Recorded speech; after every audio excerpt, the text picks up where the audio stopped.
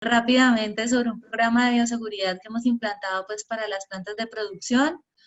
Pues este tipo de plantas incluye todo tipo de granjas, instalaciones, entre otras cosas, pues ante este reto sanitario pues que es el COVID-19.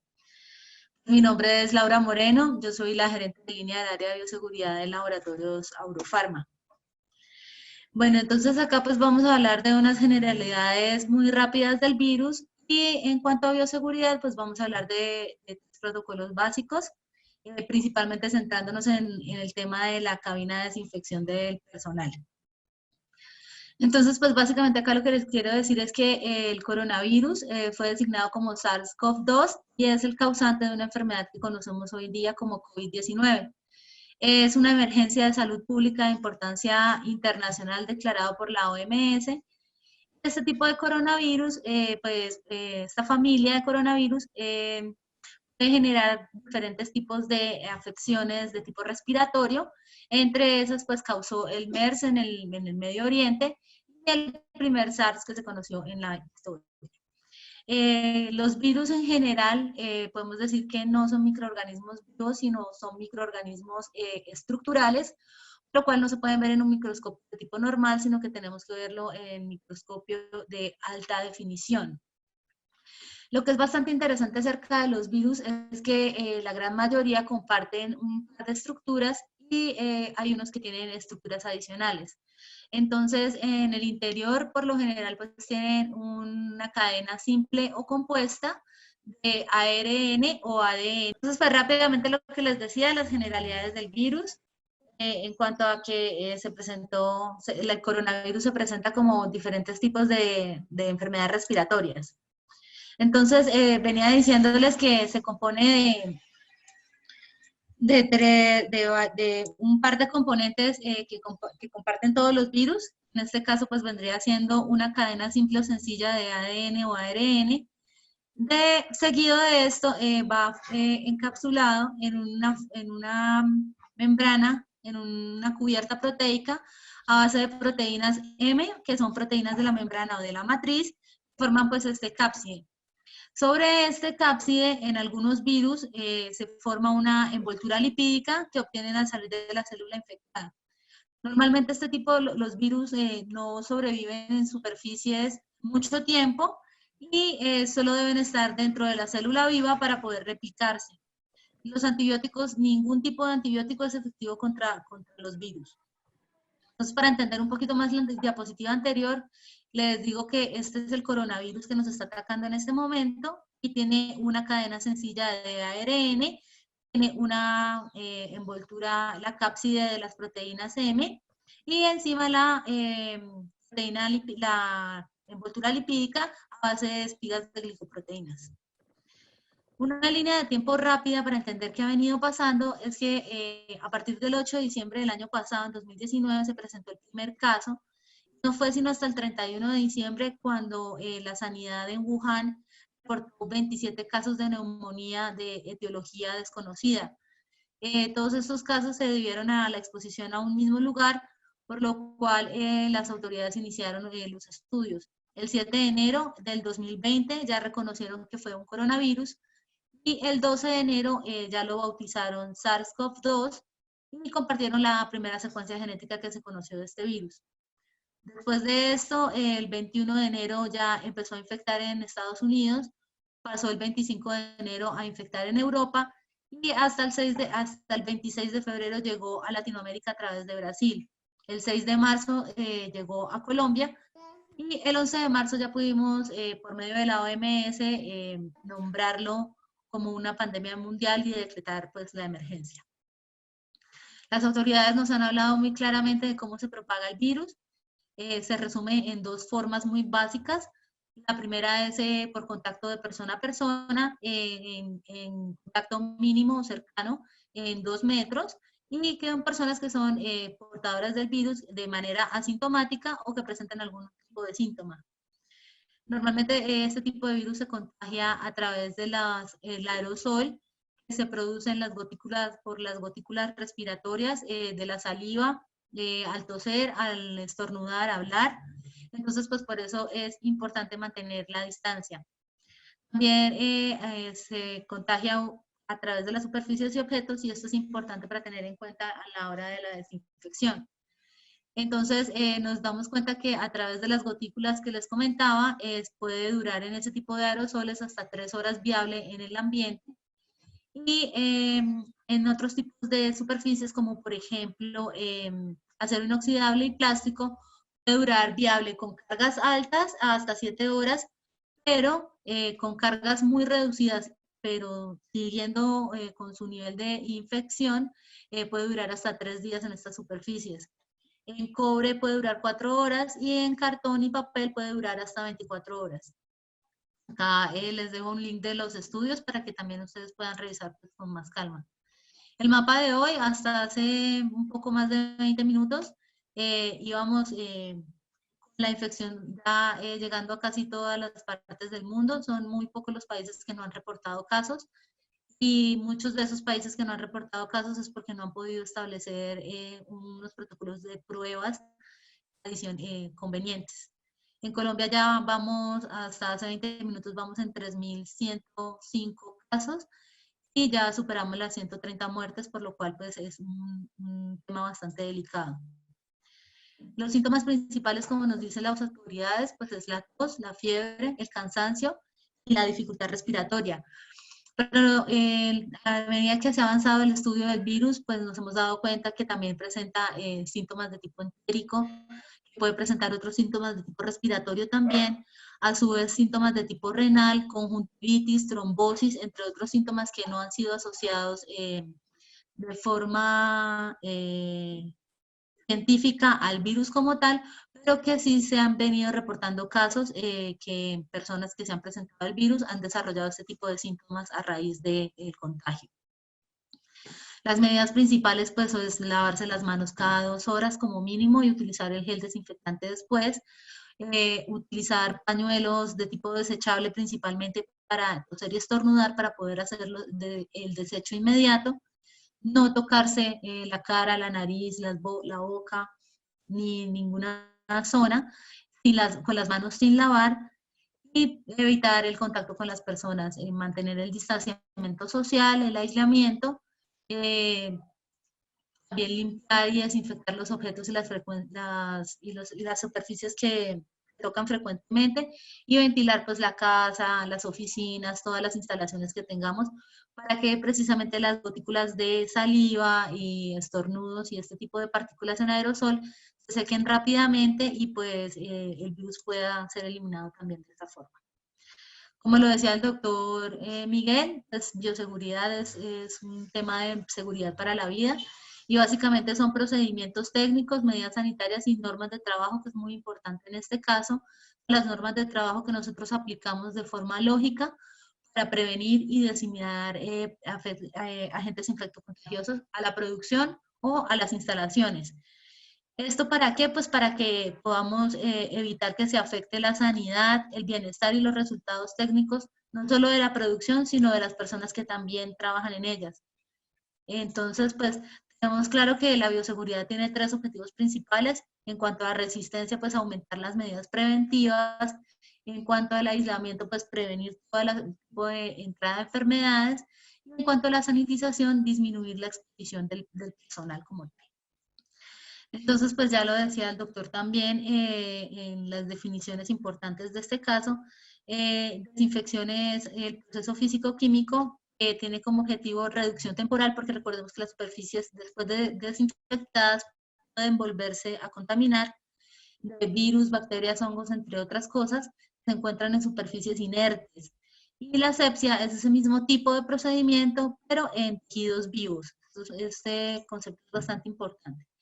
Tenemos 2 tipos de desinfección importantes, que son por los medios físicos, que se hacen por medio de radiaciones, utilización de calor o de aguas hirviendo, aguas calientes. Y también por medio de químicos, como por ejemplo a ciertos grupos tipos de desinfectantes que tenemos, como por ejemplo los clorados, los yodados, los aldehídos, los ácidos cuaternarios, entre otros.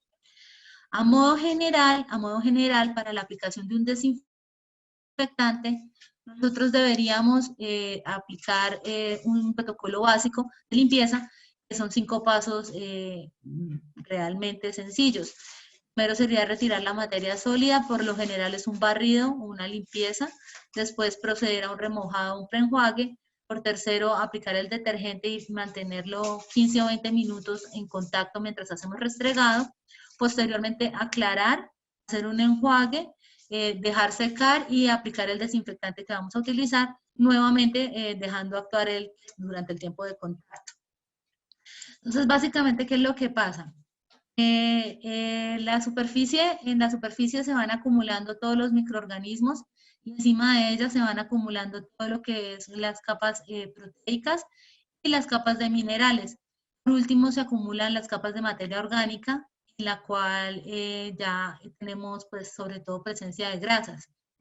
Cuando nosotros usamos un detergente o un desinfectante, el detergente por lo general pues tiene acción sobre las materias, sobre las capas grasas, entonces pues él ayuda a destruir esta primera capa de materia orgánica, empieza a arrastrar estas otras capas para dejar expuesta la capa de los microorganismos.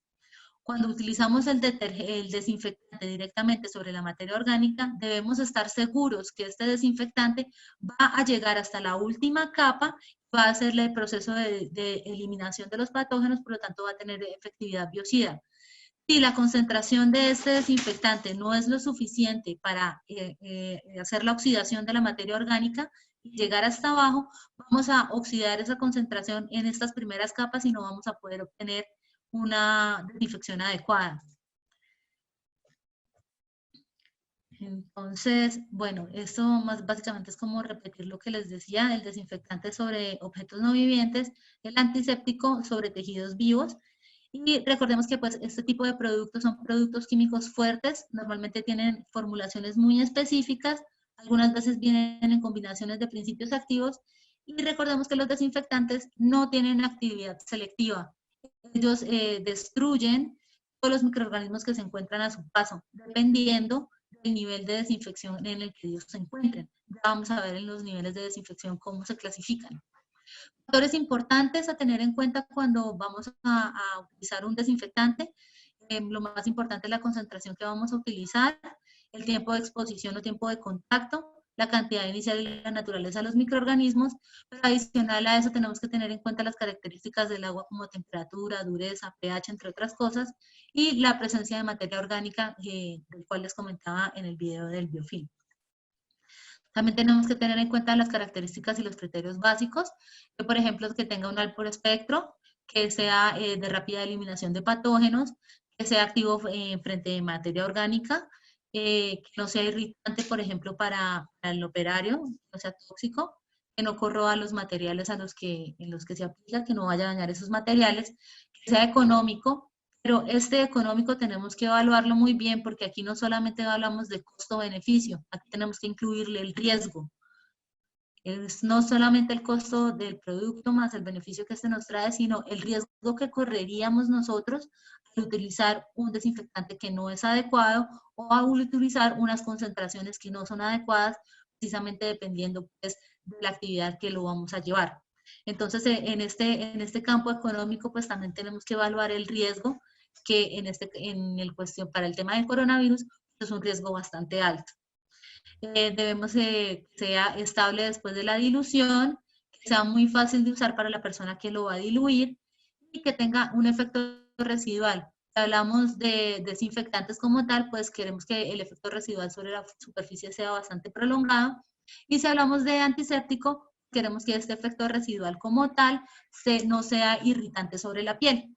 Lo más importante es que sea soluble en agua, puesto que en ella es que vamos a hacer todas las preparaciones y ella nos va a ayudar a mejorar la capacidad de humectación del producto como tal. Entonces tenemos diferentes tipos de desinfectantes antisépticos como en diferentes grupos, como por ejemplo los grupos de los alcoholes, los aldehídos donde tenemos el glutaraldehído, que es uno de los productos de los cuales vamos a hablar, las biguanidas, en donde se incluye la clorhexidina, algunos compuestos fenólicos como el sales de fenol, la creolina que estaría aquí en el cresol, algunos aceites esenciales, amonios cuaternarios, el cloruro de besalconio, que es el amonio cuaternario de primera generación. En este momento ya estamos utilizando amonios cuaternarios de cuarta y quinta generación, derivados clorados, diferentes tipos de compuestos a base de cloro, oxidantes que son peróxido de hidrógeno o el agua oxigenada que conocemos, ácido acético, ácido peracético, y los yodóforos, que pues son los compuestos yodados. Entonces, a grosso modo, y como toda ley tiene su excepción de todos modos, la mayoría de los antisépticos actúan produciendo muerte o inhibición celular en las bacterias o en los microorganismos por medio de oxidación e hidrólisis e inactivación de las enzimas. Con esto, pues, lo que genera es una pérdida de los constituyentes celulares a nivel interno.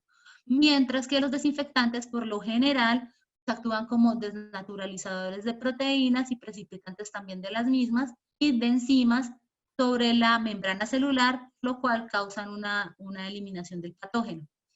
La mayoría de los que tienen actividad oxidante son los compuestos clorados y los del grupo oxidante como tal, incluyendo también los yodóforos. Y los que actúan sobre la membrana celular, por lo general, son los aminos cuaternarios y algunos fenoles. Entonces, en el nivel de desinfección como tal que les venía contando, nosotros tenemos 3 niveles de desinfección que la literatura pues siempre ha dispuesto para nosotros. Entonces, en el bajo nivel de desinfección destruimos algunas bacterias, algunos virus, algunos hongos, pero no son confiables cuando tenemos microorganismos que han sido resistentes a algún tipo de antibiótico. En este caso, pues está el hipoclorito de sodio y los aminos cuaternarios. En el nivel de desinfección media, ya tenemos pues ese tipo de microorganismos ya se pueden eliminar, como por ejemplo el de la tuberculosis, algunas bacterias, la mayoría de los virus, algunos hongos también, y en este grupo tenemos alcoholes, tenemos algunos aldehídos como por ejemplo el glioxal, los fenoles y los yodados. Y en el de desinfección de alto nivel, que se conoce como DAN, destruimos casi todos los microorganismos, excepto algunas esporas bacterianas, que son resistentes, y los priones. Acá tenemos el glutaraldehído, que es una de las sustancias de las que vamos a hablar, y también tenemos el ácido hipocloroso, que es otra de las sustancias que utilizamos también. Pero también están pues algunos grupos oxidantes, como por ejemplo el peróxido de hidrógeno y el ácido peracético. Dependiendo del tipo de desinfección en el que nos encontremos, del nivel de desinfección donde nos encontremos, pues vamos a atacar diferentes tipos de microorganismos, como les venía comentando. Entonces, pues acá queda más claro que en el nivel de desinfección atacamos virus grandes con envolturas lipídicas, en el cual la clasificación entraría el coronavirus.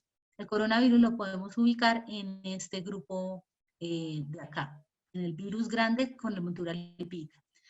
Este es el nivel bajo de desinfección. En el nivel intermedio, pues ya tenemos algunas formas vegetativas de hongos y bacterias, esporas de hongos como tipo Aspergillus, virus grandes sin envoltura como tipo ADN. Adenovirus, perdón. Y en DAN, desinfección de alto nivel, ya tenemos virus pequeños sin envolturas, que son un poco más difíciles de matar, eliminar. Tenemos algunas esporas bacterianas y ya únicamente a través del uso del autoclave, que es cuando podemos decir que tenemos un ambiente 100% libre de gérmenes, ahí sí podremos hablar de esterilidad como tal, ahí podemos llegar a todas las esporas bacterianas y a los priones.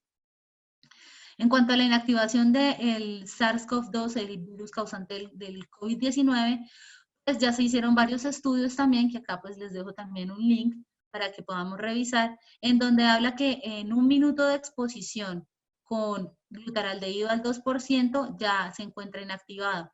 Lo mismo sucede con otros productos como por ejemplo a 5 minutos de exposición con clorhexidina y cloruro de besalconio, que es el amonio cuaternario de primera generación. Entonces, para el ingreso del personal, nosotros pues hemos diseñado una cámara, una cabina de desinfección, en donde todo el personal debería ser despejado, debería entrar, pues pasar por ahí, hacer el ingreso.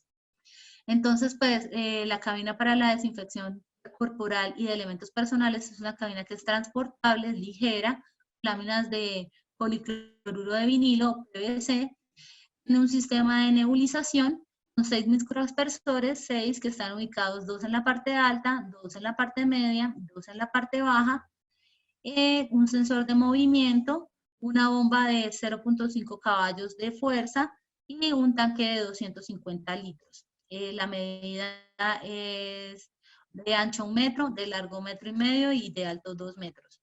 Estos son otros tipos de cabinas que hemos visto en el mercado. Nos hemos encontrado pues que tienen un solo microaspersor o dos en la parte alta, por lo cual la parte baja queda desprovista de desinfección. Es importante tener en cuenta que hay modos correctos y hay modos incorrectos de usar las cabinas, lo cual quería mostrarles estos dos videos. En este video, la persona que está haciendo el ingreso está teniendo todavía algunos de los artículos en sus manos, lo cual no permite que se haga la desinfección correcta sobre todo el cuerpo. En este otro video, el policía va a hacer el ingreso, entonces se ubica en la parte frente a la cabina, hace el ingreso, inmediatamente levanta sus manos y hace un giro de 360 grados. Con esta acción lo que queremos hacer es que se lleve a cabo los 10 segundos, debe permanecer la persona dentro de la cabina y también pues que todo el cuerpo quede cubierto del producto como tal. Acá vamos a utilizar un producto que se llama Ecodes BM, que es un ácido hipocloroso estabilizado, viene al 0,1%, lo que equivale a 1000 partes por millón. Es un desinfectante líquido de amplio espectro, es bastante poderoso, no es tóxico ni para los seres humanos, ni para los animales, ni para las plantas. Y quería comentarles con esta diapositiva que nosotros tenemos en casa. Todos tenemos hipoclorito de sodio, lo que conocemos como el cloro común o la lejía en casa. Este hipoclorito de sodio normalmente cuando está en una solución buferiada o llevada a medios alcalinos, el cloro se expresa como su propiedad de desmanchadora, por lo tanto se convierte en una sustancia blanqueadora. Mientras que si nosotros lo llevamos a un medio ácido, va a expresar el ácido hipocloroso y nos va a generar una sustancia que es responsable directamente de la acción bactericida o biocida o virucida o fungicida de todos los compuestos derivados del cloro. Es decir, que todos los compuestos, todos los productos que lleven cloro pueden llegar a tener ácido hipocloroso de alguna forma, siempre y cuando estén activados de forma ácida. Esto es muy importante porque en el momento pues están hablando mucho del hipoclorito de sodio también y este pues como vimos es un desinfectante de bajo nivel, mientras que el ácido hipocloroso por venir ya una vez activado en su forma directa de acción pues es un desinfectante de alto nivel. Es 10 veces más fuerte que el dióxido de cloro, que es una de las moléculas más utilizadas, por ejemplo, como potabilizadoras de agua a nivel mundial. Y no es corrosivo, ni es irritante, ni es dañino. La forma de acción de este producto es a través de la fagocitosis, es decir, que él lo que hace es estallar la membrana celular, destruir el ADN o el ARN, que es el caso del coronavirus, y por lo tanto no se genera mutación ni crecimiento.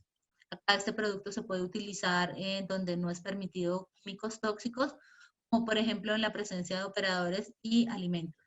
No produce irritación en la piel, en los ojos, aunque la recomendación es cerrar los ojos cuando hagamos el ingreso a la cabina, puesto que podríamos sentir un ardor similar a cuando le cae a uno limón en los ojos, un tema parecido, la reacción es similar y al rato pues ya se desvanece. Y en heridas abiertas, este producto en la Segunda Guerra Mundial se empezó a hacer estudios para utilizarlo como cicatrizante como tal. Tampoco es tóxico en el caso de que se ingieran pequeñas partículas, puesto que se usa mucho en el tema de odontología, y tampoco es tóxico cuando se inhala, puesto que podemos respirar tranquilamente mientras hacemos el paso por la cabina. Es 100% biodegradable, se convierte en agua y en sal, no afecta a ningún cuerpo de peces ni de ningún tipo de plantas acuáticas. Neutraliza virus, bacterias, hongos, esporas, todo lo que tú quieras, puesto que les decía que era un desinfectante de alto nivel. No requiere enjuague, pero que es un desinfectante terminal. Este viene cercano a un pH neutro para que pueda ser utilizado sobre la piel y no genere ningún tipo de irritación. Desinfecta y desodoriza, no produce resistencias y es muy rápida acción. Acá quiero mostrarles que sí tiene certificados, está aprobado por la FDA, que es la Agencia Alimentaria de Estados Unidos. En Colombia se hicieron los estudios y el ICA emitió una certificación de que no requiere certificado como tal. Y en la Unión Europea también tiene sus certificados aprobados. Lo importante de este caso es que este año, a partir del tema del coronavirus, pues en Estados Unidos muchas universidades y muchos otros hospitales empezaron a hacer varias pruebas y en el Journal of the Hospital Infection salió publicado con estudios de evidencia científica que confirman que el ácido hipocloroso sí puede destruir el virus del COVID-19. Entonces, pues nosotros lo vamos a utilizar a una dilución adecuada, que es de 100 partes por millón, en la cual pues es una dilución con partes por millón muy baja, una cantidad muy baja. Quiere decir que vamos a utilizar 100 centímetros por litro de agua o 1 litro por cada 10 litros de agua cuando lo utilizamos en bomba de espalda y con boquilla de gota fina o de gota muy fina preferiblemente. Cuando lo utilizamos en la cabina de desinfección, bajamos un poquitito la concentración, puesto que en nebulización, en ese tipo de aspersión, es mucho más eficiente el producto. Entonces aquí solamente pues nosotros proveemos un tanque de 250 litros con la cabina. Asimismo pues entregamos los 24 litros que requiere del producto. Entonces acá una pequeña muestra de cómo se puede utilizar el ácido hipocloroso para que vean que pues, es seguro sobre los alimentos, es seguro para utilizar sobre la piel y la ropa. Ya vamos a ver cómo la persona que nos hace el video lo aplica sobre todo el tipo de telas y también lo aplica sobre sus aparatos electrónicos y luego se lo aplica sobre la piel y su rostro sin ningún tipo de inconveniente. Entonces él se lo va aplicando. También podemos ver que es seguro para que los niños estén cercanos al producto y que con él podemos también utilizarlo para lavar frutas y verduras y no vamos a tener ningún inconveniente luego para ingerir estas. También podemos utilizarlo en otro tipo de superficies. Entonces, pues a grandes rasgos, aquí lo que podemos decir es que debemos restringir la entrada del personal, que sea únicamente la estrictamente necesaria, que pasen primero por el filtro de sanitario, recuerden también que se deben desinfectar todos los objetos.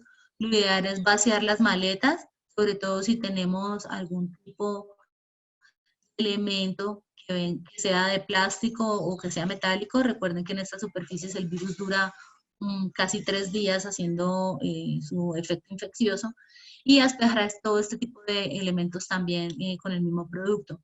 Lo que podemos hacer es poner una canastilla en la parte baja de la cabina y una vez la persona haga el ingreso, pues deposita todos sus elementos ahí mismo y ahí durante el procedimiento pues se desinfectarán también los elementos. En las cabinas de los vehículos podemos hacerlo con bomba de espalda, también con la dilución que les comentaba, para que la persona, para aplicar dentro de la cabina del vehículo como tal y dentro de todos los objetos que ahí tienen. Esto porque la persona podría inmediatamente volver a subirse al carro y podría respirar el poco producto que haya quedado suspendido en el aire en el momento que se suba nuevamente al vehículo. ¿Tienen preguntas? Bueno, mentiras. Acá sigue la parte vehicular. Acá vemos pues el tráfico interno de personal y de vehículos. Este vendría siendo como un tipo de arco de desinfección ideal en el cual pues todo el vehículo queda suspendido dentro de la nube de nebulización y queda humedecido completamente. Lo importante también acá en este caso es que prohibamos la entrada de todo tipo de vehículos, solamente que ingresen los que están autorizados, que tengan una sola entrada bajo el arco de desinfección y luego de esto pues lleguen a un parqueadero y no sigan haciendo circulación. Estos son diferentes tipos de arcos de desinfección. Lo importante es que podamos garantizar que el vehículo queda completamente húmedo. Cuando no podemos tener ese tipo de arcos, podemos utilizar una bomba de espalda, pero hay que tener en cuenta que la lanza debe tener una boquilla de gota media. En este caso vamos a utilizar el glutaraldehído al 20%, puesto que es un desinfectante bastante poderoso, es muy efectivo en presencia de materia orgánica, que por lo general los vehículos vienen contaminados y vienen con presencia de bastante materia orgánica, muchas veces traen hasta barro, entonces pues este tipo de productos es efectivo frente a materia orgánica.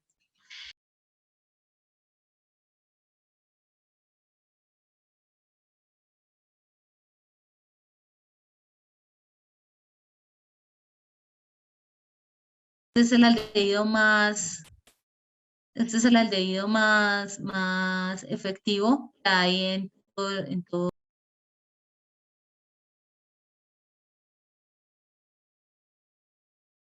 es bioacumulativo y se degrada fácilmente pues, en sustancias que no son tóxicas.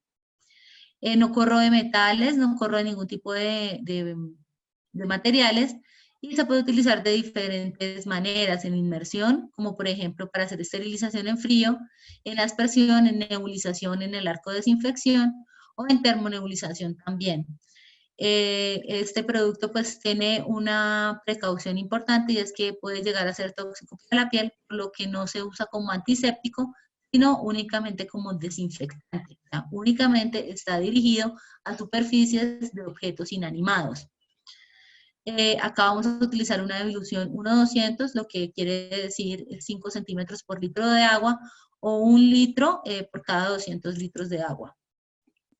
Las recomendaciones básicas son las mismas, pasar por el filtro sanitario, en este caso que el vehículo dure como mínimo haciendo contacto con el producto 1 minuto y hasta que quede humedecida completamente la superficie.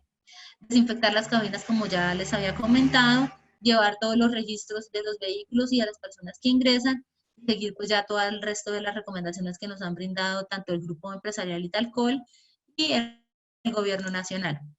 Ya para algún tema de ambientes, rápidamente les comento que también podemos nebulizar con el EcoDes en la misma concentración, por lo menos 2 veces al día, una media mañana y a media tarde, en las zonas donde tenemos operadores y trabajadores, y esto lo hacemos pues con una boquilla de gota fina o de muy fina con su bomba de espalda.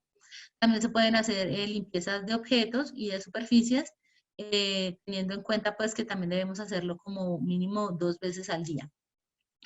La persona que haga las aplicaciones normalmente de todo este tipo de productos, bien sea el nuestro, bien sea el de la competencia, cualquier tipo de producto que sea desinfectante, debería utilizar por lo menos una protección respiratoria, una protección visual, una protección para las manos y una ropa de protección específica.